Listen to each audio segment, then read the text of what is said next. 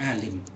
Oleh karena itulah Imam Syafi'i alaihi rahmatullah mengatakan, man qala ana alim fahuwa jahil. Orang yang mengatakan aku ini orang alim berarti dialah orang yang jahil, orang yang bodoh. Kenapa demikian? Ya, kalau kita melihat hakikatnya, Allah Subhanahu wa taala mengatakan dalam Al-Qur'an, "Wa ma utitu minal ilmi illa qalila." Dan tidaklah aku memberi kalian dari ilmu kecuali sedikit. Hanya sedikit Allah Subhanahu wa taala berikan kepada kita ilmu. Lalu apakah kita mesti berbangga dengan banyaknya ilmu tadi? Padahal hakikatnya ilmu yang diberikan oleh Allah Subhanahu wa taala itu sedikit sekali kepada kita. Ya, jadi tidak pantas kalau ada orang yang mengatakan aku adalah orang yang alim. Atau walaupun dia tidak mengatakan dengan lisannya, dengan lisan halnya saja, dengan lidah keadaannya, kalau dia tujuannya agar orang mengakui dia alim, berarti justru dialah orang yang paling bodoh. Jadi kata Rasul sallallahu alaihi wasallam, la tata'allamul ilma litubahu bihil ulama.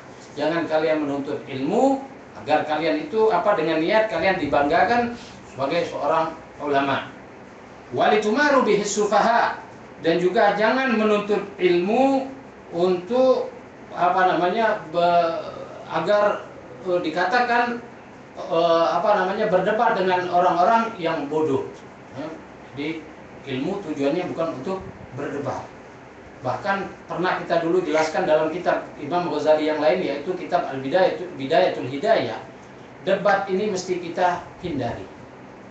Apabila sudah tidak mungkin untuk dihindari, maka wajadilhum billati hiya ahsan. Hendaklah berdebat dengan cara yang baik. Ini apabila tidak bisa dihindari.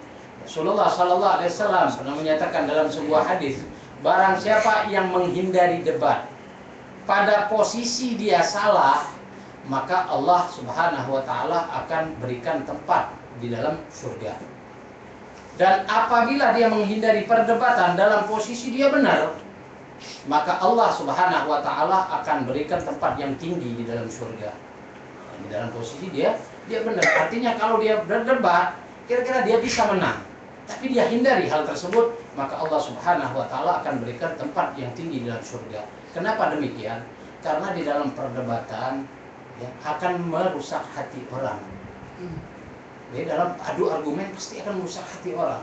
Dari rusaknya hati orang akan menimbulkan dendam, akan menimbulkan hal-hal yang tidak baik pada bagi orang yang merasa kalah tadi. Nah, hendaknya kita hindari hal tersebut.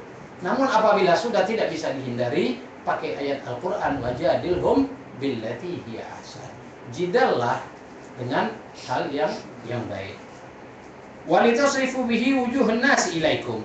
Dan juga jangan kalian belajar ilmu atau menuntut ilmu dengan niat agar orang semuanya berpaling kepada kalian. Jadi untuk banyak pengikutnya. Buat apa kita banyak pengikut? Kalau kita tidak bisa memberikan yang terbaik untuk mereka, artinya tidak bisa mendidik mereka. Ulama-ulama zaman dulu tidak banyak murid mereka, tapi semua muridnya jadi orang, artinya semuanya menjadi orang yang alim, menjadi orang yang bahkan ma'rifah billah, mengenal Allah, menjadi para walinya Allah. Muridnya tidak banyak. Ada di antara mereka yang seumur hidup muridnya cuma 10 orang. Ada yang muridnya cuma 5 orang. Tapi mereka mendidik dengan benar, sehingga muridnya menjadi orang-orang yang hebat. Nah, kalau orang zaman sekarang menuntut ilmu, kemudian dia menginginkan orang agar ikut dengan mereka. Biar rame hadir majelisnya, atau orang yang datang kepada mereka rame. Nah, ini Rasulullah tidak menganjurkan hal yang demikian. Tidak menganjurkan hal yang demikian. Faman fa'ala dzalika fahuwa finnar. Barang siapa yang melakukan 3 hal ini, kata Rasulullah, maka dia akan masuk neraka. Na'udzubillah. Jadi menuntut ilmu, jangan sampai kita dikatakan orang berbangga dengan perkataan orang bahwa kita ulama.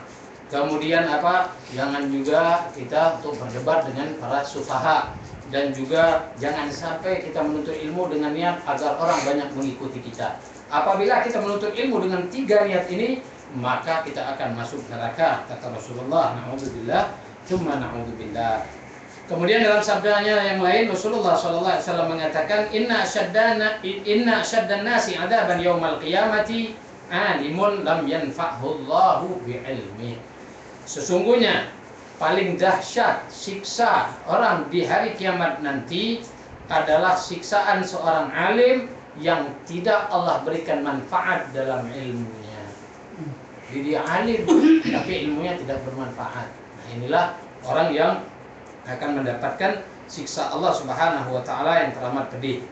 Kemudian sabda lain dari Rasulullah sallallahu alaihi wasallam, "Man izdada ilman wa lam yazdad hudan, lam yazdad minallahi illa bu'da." Barang siapa yang bertambah ilmunya tapi tidak bertambah hidayahnya, maka tidaklah dia bertambah jaraknya dari Allah Subhanahu wa taala, melainkan bertambah jauh.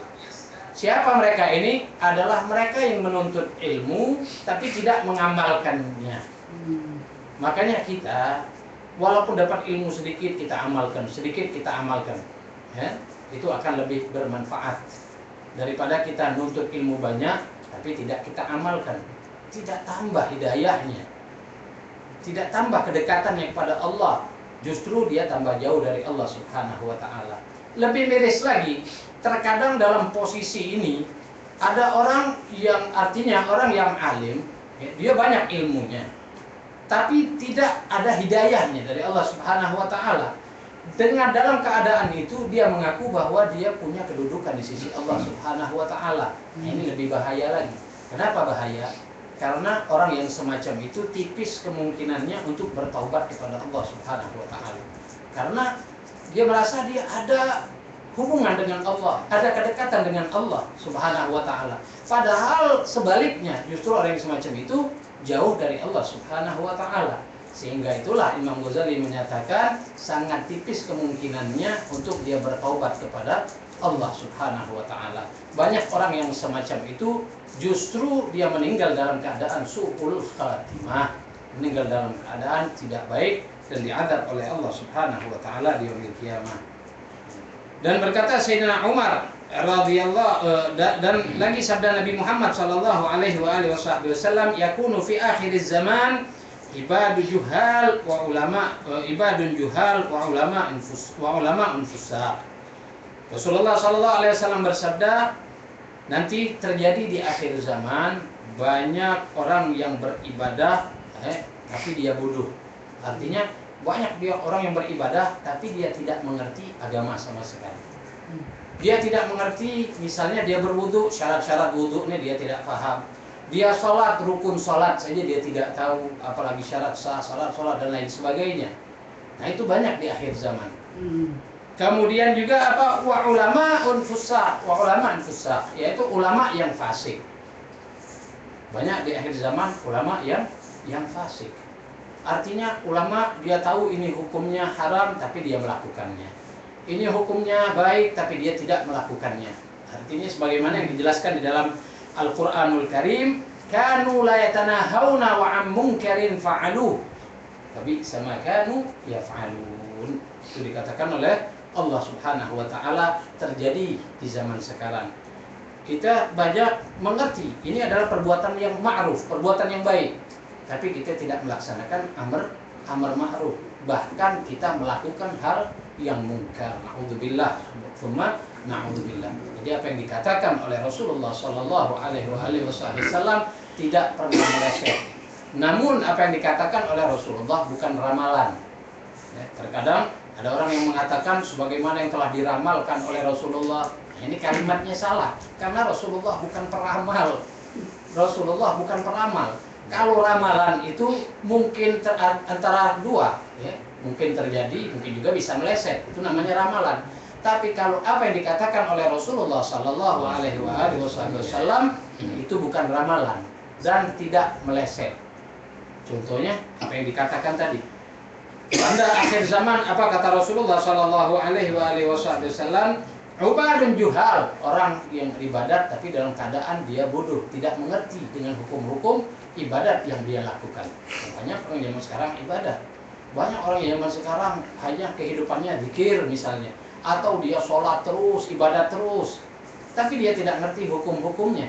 Sudah sering kita katakan, kalau orang yang beribadat mengerjakan satu amalan tapi dia tidak mengetahui hukumnya, maka amal ibadahnya akan ditolak oleh Allah Subhanahu wa taala. Kullu man bighairi ilmin ya'malu a'maluhu mardudatun la tuqbalu. Siapapun yang beramal, ya, beramal tapi tidak dilandasi dengan ilmu agama, maka amalnya akan ditolak, tidak diterima oleh Allah Subhanahu wa taala. Percuma dia banyak sholat, takbir, majmelek, maksud itu. Nah, tapi dia tidak tahu syarat takbir ada berapa, apa yang tidak boleh pada saat takbir, maka takbirnya tidak diterima. Belum lagi ketika dia baca Fatihah, apa syarat-syarat membaca Fatihah? Adakah huruf yang tidak ada di dalam surah Fatihah dia baca sehingga menyebabkan surah Al-Fatihahnya tidak diterima atau tidak sah, sehingga salatnya secara keseluruhan tidak sah. Nah, itu banyak di zaman sekarang. Kemudian ulamaul fusaq, ulama yang fasik, itu banyak. Ya, ulama mengatakan ini haram, itu haram. Salaman sama orang yang bukan muhrim haram. Tapi ketika habis ceramah ada yang mau salaman, perempuan yang bukan muhrimnya dia salaman juga masih. Nah, ini banyak terjadi hal yang demikian. Berarti itu mencontohkan apa? Ulamaun fasik. Ya, ulama yang fasik. Nauzubillah, tsumma nauzubillah. Tsumma qala Sayyidina Umar radhiyallahu taala anhu wa ardahu, "Idza ra'aitumul 'alim muhibban lid-dunya fattahimuhu 'ala dinikum, fa inna kulla muhibbin yaqudu fima yuhib." Sayyidina Umar Ibn Khattab radhiyallahu taala anhu pernah berkata, apabila kalian melihat orang alim mencintai dunia, maka curigailah dia. Ya, ada orang alim tapi cinta kepada dunia, curigailah dia. Karena setiap orang yang mencintai sesuatu akan berusaha untuk memiliki sesuatu. Ya, kalau orang cinta pada sesuatu, dia berusaha untuk memiliki sesuatu yang dia cintai.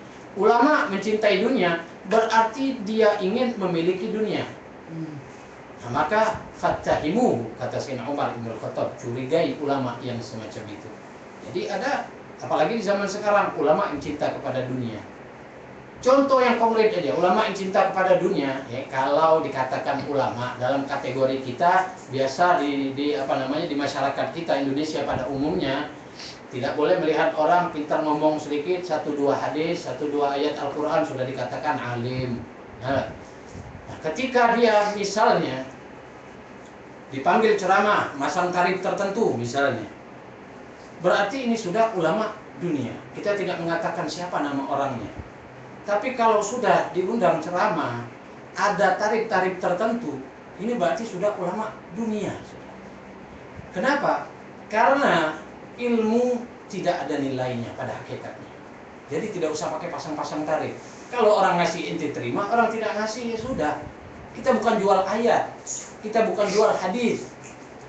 Niat kita untuk menyampaikan apa yang telah kita ketahui. Orang ngasih kita terima, jangan kita minta. Apalagi pasang tarif. Alhamdulillah, sudah pasang tarif. Nah, ini contoh daripada ulama usul atau ulama dunia. Ya, jadi kalau ada ulama yang cinta kepada dunia, sudah curigailah dia. Tapi ada juga jenis ulama, mereka justru zuhud, jauh kepada dunia, tapi dunia yang justru ngejar mereka. Ada juga ulama yang semacam itu. Jadi bagaimana kita bisa membedakannya? Ya kita akan lihat dari kehidupan dia sehari-hari. Kalau memang dia orang yang konsisten dengan ucapannya, artinya dia amalkan benar apa yang dia bicarakan, dia benar-benar melakukan sunnah Nabi Muhammad SAW. Tapi hartanya banyak. Apakah dia cinta dunia? Belum tentu. Belum tentu. Karena banyak juga ulama akhirat, artinya mereka justru menjauh dari dunia, tapi dunia yang datang kepada mereka. Nah, mereka ini masuk ke dalam lingkaran apa yang difirmankan oleh Allah Subhanahu wa taala dalam hadis qudsi. Allah berfirman, "Ya dunia, man khadamaka fakhdumi, man khadamani fakhdumi, wa man khadamaki fastakhdimi." Wahai dunia, kata Allah, barang siapa yang berkhidmat kepadaku, maka engkau jadilah pembantu. Engkau berkhidmat kepadanya. Dan barang siapa yang berkhidmat kepadamu, jadikan dia pembantu. Ulama yang tidak berkhidmat kepada dunia, artinya mereka hanya berkhidmat kepada Allah dalam setiap tingkah laku mereka, amal mereka. Hanya karena Allah Subhanahu wa taala. mereka zuhud tidak ngejar dunia, maka dunia yang akan ngejar. Dunia sendiri yang akan datang kepada mereka. Ya ada jenis ulama yang seperti itu. Tapi di zaman sekarang qalla, ya hanya sedikit ulama yang semacam itu. Ulama yang semacam itu sedikit. Kebanyakan condong kepada hubbud dunia, cinta kepada dunia. Padahal Rasulullah dalam hadis lain menyatakan hubbud dunya ra'su kulli khati'ah. Cinta kepada dunia adalah pangkal dari semua kesalahan. Jadi kalau orang sudah cinta dunia, ini awal dari kesalahan. Sedikit cinta, terus orang yang cinta kepada dunia akan kurang. Akan kurang. Tidak mungkin dia akan merasa cukup. Gaji sudah 60 juta, gaji sudah 100 juta plus dan lainnya. Masih kalau ada orang yang nitip nitip amplop 1 miliar sekian miliar, bismillah, masih masuk. Nah ini karena apa? Hubbud dunia, cinta kepada dunia. Makanya sering juga sampaikan, pada hakikatnya kita hidup di dunia ini mustahil tidak ada kadar cinta dunia dalam diri kita. Mau tidak mau kita hidup di dunia. Tapi ya, untuk menyiasatinya bagaimana agar kita tidak tergolong orang yang cinta kepada dunia, jadikan dunia itu hanya di genggaman kita, bukan dalam hati kita. Cukup di tangan. Kalau dunia cuma kita jadikan cukup di tangan, maka kita akan gampang ya untuk membantu orang dan lain sebagainya. Artinya kita tidak mencintai dunia itu sendiri. Tapi kalau sudah dunia di dalam hati kita, sudah berat akhirnya. Untuk agamanya dia tidak akan peduli sama sekali. Nasallallahu al-afiyah wassalamah.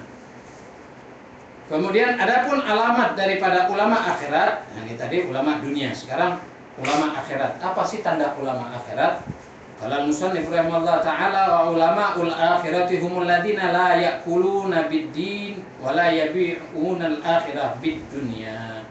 Tanda ulama akhirat adalah mereka yang tidak makan dengan agamanya. Artinya apa?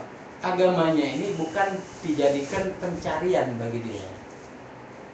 Dia belajar ilmu ya, sengaja untuk apa? Agar dengan ilmunya dia mencari nafkah dari ilmunya itu.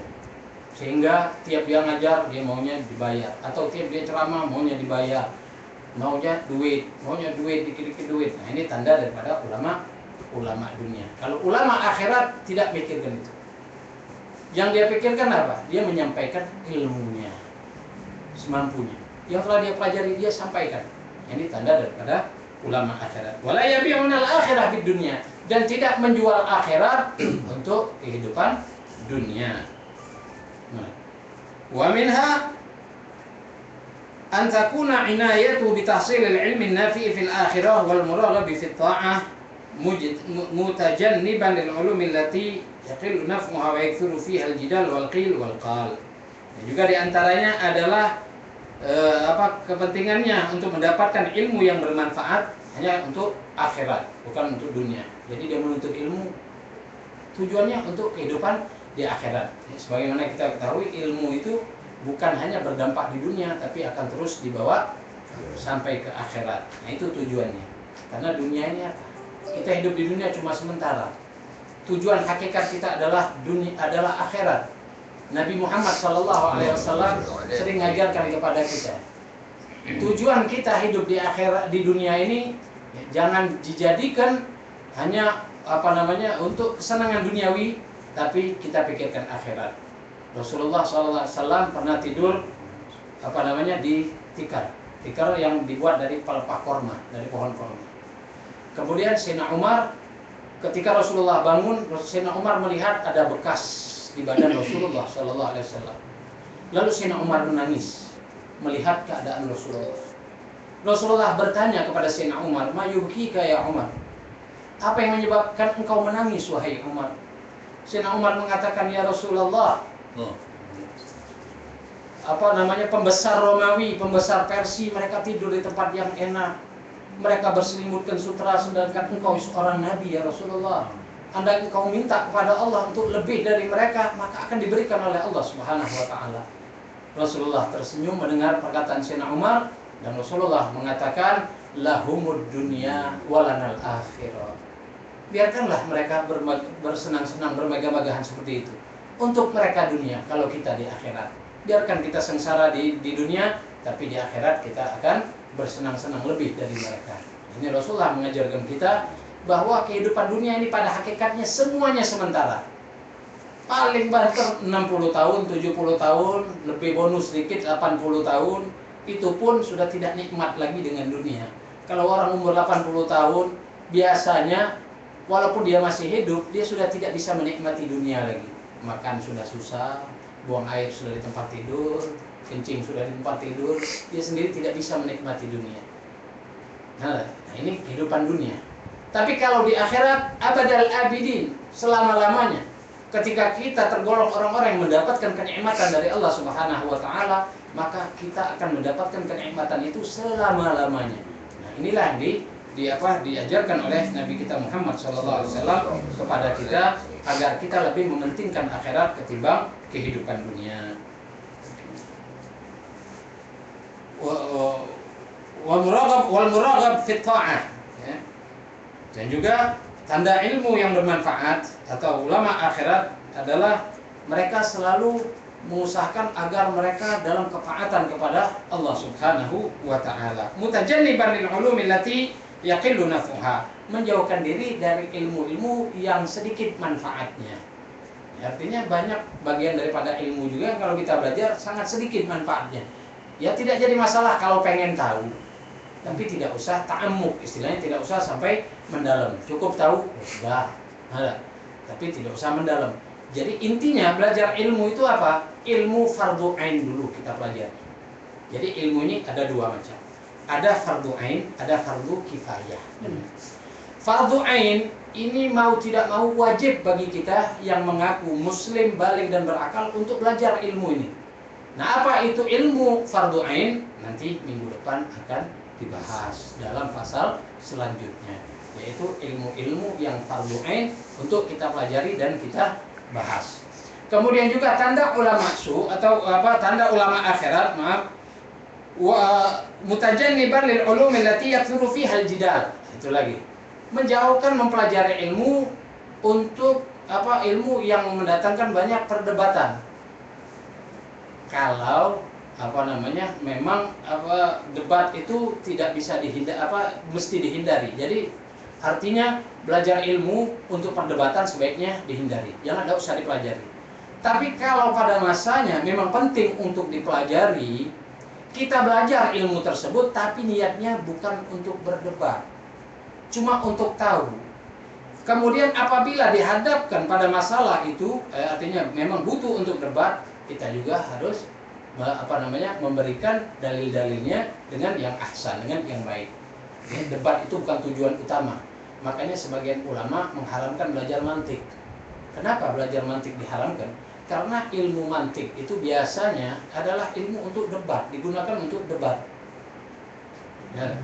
Tapi kalau memang perlu, ya kita pelajari, tidak jadi masalah. Tapi jangan diniatkan untuk berdebat, itu saja. Ya, kalau orang zaman sekarang memang sengaja dipelajari mantik untuk berdebat. Ada lagi yang sengaja belajar ilmu mustalahul hadis, gunanya apa? Berdebat. Ada lagi belajar ayat-ayat Al-Quran, ayat-ayat tertentu, gunanya apa? Berdebat. Ini mesti kita hindari. Tanda ulama akhirat tidak mau berdebat. Mereka banyak diam kalau sudah dihadapkan masalah perdebatan. Itu tandanya. Kemudian terakhir, menjauhkan diri dari mempelajari ilmu lil qili wal qal, ya. Artinya menjauhkan diri dari mempelajari ilmu yang tidak ada manfaat atau tidak ada gunanya sama sekali. Nah, inilah dulu yang kita bahas pada malam hari ini mengenai tanda ulama dunia dan tanda ulama akhirat. Maka kita sendiri sebagai seorang yang belajar ilmu masuk ke golongan mana kita? Golongan orang yang ilmu untuk dunia ataupun ilmu untuk akhirat. Kalau kita belajar ilmu tapi maksud kita hanya dunia, jika kita menjadi ulama berarti kita ulamanya dunia atau ulama su. Dan kalau kita belajar ilmu untuk akhirat, maka insya Allah kita akan menjadi ulama yang akhirat, ulama yang bermanfaat untuk diri kita dan orang lain. Amin ya rabbal alamin. Dan minggu depan baru membahas mengenai ilmu-ilmu yang ketika kita mempelajarinya hukumnya fardu ain. Jadi ini perlu kita ketahui. Mudah-mudahan Ya Allah, berikan manfaat pada kita semua dan mengamalkan apa yang telah kita pelajari. Allahumma ja'alna minal ladzina yastami'una al-qawla fayattabi'una ahsanah. Rabbana zidna ilman warzuqna fahman waj'alna min ibadika as-salihin. Allahumma habbib ilaina al-iman wa zayyinhu fi qulubina wa karrih lana al-kufra wal fusuqa wal 'isyan waj'alna minal rasyidin. Rabbana atina fid dunya hasanah wa fil akhirati hasanah wa qina adzabannar. Sallallahu alaihi wasallam Muhammadin wa alihi wasallam. Alhamdulillahi rabbil alamin.